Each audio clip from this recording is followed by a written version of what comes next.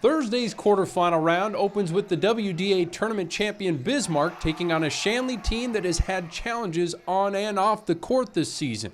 The Deacons underwent a coaching change in early January, and Tony Paper has guided them to the state tournament thanks to a 2-point victory over West Fargo in the state qualifier. Senior Talon Hoffer is one of the best scorers in the state, coming off a 35-point performance this past Saturday. But he knows that it's the defensive side of the ball that'll have to be sharp on Thursday.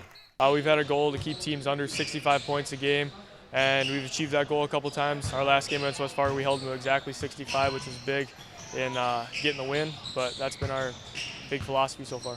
For certain games, like our offensive power is not as good as some other teams, like for Cheyenne and Davies, for example, like they just have a really high-powered offense, but we know that if we can hold a team to 65 or lower for defensively, that we have a good chance of winning that game. The test for the Deacon defense doesn't get any tougher than the Bismarck team they'll see in round one. The Demons' playing style suits their nickname well.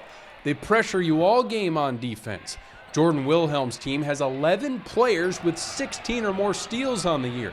Offensively, you better be ready to keep up. The Demons' playing style underwent a makeover, and it's resulted in a jump from 66 points per game last year to a state-leading 83 points per contest this season. When we went up to, Flasher for our team camps and stuff, we had no idea what we were doing. We tried to run it, but we couldn't practice, so it was really a struggle. First couple games, we were getting used to it. After that, we won an 11-game win streak, kind of popped off, and then we just got used to it. It's part of the BHS system now. We've proven that we can win in a variety of ways. And when you can win in the 50s and 60s, you can win in the 70s and 80s. It's a testament to our kids' resilience. Game 2 features EDC regular season champ Davies as the 2 seed from the East, taking on Mandan. The Eagles are an athletic bunch and enter state coming off just their second loss all year at the hands of Cheyenne. Davies landed 4 on the all-conference team, including leading scorer Cameron Van Dam, who ranks in the EDC's top 10 for points, rebounds, assists, steals, and blocks. It's a talented group that knows what it takes to reach the championship game and how it feels when you come up 1 win short of a title. Last year we fell short. You know, that hunger to get that state championship I feel like is all in our minds a little bit, especially Coach Manson. He's big on that. He really wants to get back. I mean, we all do too, but it killed him inside last year. Come so close. You know, I want to leave a mark on the dynasty of Davies basketball, and I think us 7 seniors want to really go out and be remembered in that way. If Davies wants to win its second state title in program history, the Eagles will have to get through an opening round matchup with Mandan, who's led by 6'7" senior Elijah Klein, a walking double-double. The Braves have battled inconsistency all year, but seem to be peaking at the perfect time. They rebounded from an overtime loss to Jamestown in the semis by putting together one of their best defensive efforts of the season against Legacy in the state qualifier, holding the Sabres to 47 points. We're tough. I think that's where we are. We can bounce back after a loss. We've gotten a lot better on the defensive end. Everything we've done in this tournament and the season has stemmed from that, and it's from the hard work of every one of us. Our season was up and down. You know, we've lost a lot of tough games. You know, I bet we probably in the state have lost the most close games, but I think that just has made us stronger, and so proud of this team.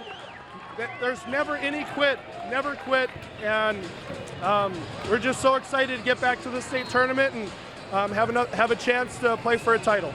The third game of the day features a pair of schools separated by more than 280 miles as Dickinson invades the SHAC to battle East top seed Cheyenne. The Midgets squeaked out a state qualifier win over Minot to punch a ticket to Fargo and can now embrace the underdog role. The Midgets had the top scoring duo in the state, led by seniors Kobe Krenz and Jaden Wright, who each average over 20 points per game, but the length of 6'7" senior Talon Klatt will be an X factor in a matchup against Cheyenne's bigs. We fight hard. We just keep on pushing, and we just fight. We're just going to have to play hard and keep having fun, playing fast. The Mustangs counter with a roster full of scoring punch. Blake Berg, Zion Detman, and Tyler Terhark are all among the top 8 in scoring in the EDC. Cheyenne's only 2 losses of the season came at the hands of Davies, but it was the Mustangs gaining redemption in the EDC championship behind a strong defensive effort, holding the Eagles to a season-low 48 points.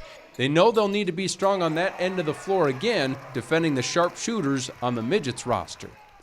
We focus on getting up in them and making it difficult for them to get open shots and open looks, just getting in their grill, just getting up in there. Our guys are playing awesome defense. They're playing together. They're playing connected as a group, and they're rebounding the ball really well. So that's kind of been our bread and butter all year, is just rebound and run. The defending state champs from Jamestown take the court in the final game on Thursday when they meet Devil's Lake. The big storyline leading up to this one is the status of Bowden Skunberg.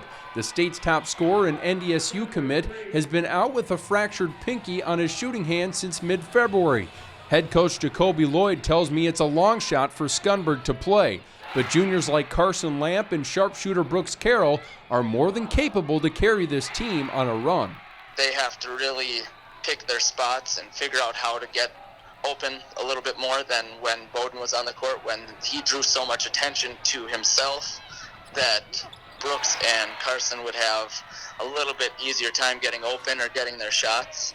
So right now it's kind of working on towards finding that rhythm, how to create it yourself, how to get shots for yourself, and how to get your teammates incorporated as well.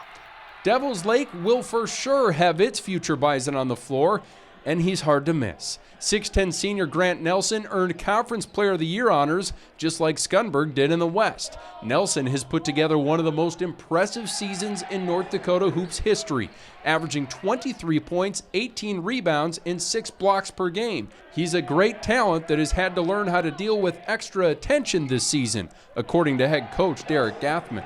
Sometimes teams will double him in the post, and sometimes they'll double him in the perimeter. And he's so good in both, scoring inside and scoring from the perimeter, that he has to figure out what works that game. And so sometimes it takes a little while, and there's a couple turnovers or a couple things like that, maybe an offensive foul here and there. But he usually does a really good job of adjusting and saying, okay, today I got to score in the paint. Today I've got to drive. Today I've got to knock down some shots. And when you have a player that can do all of those things, it's pretty special.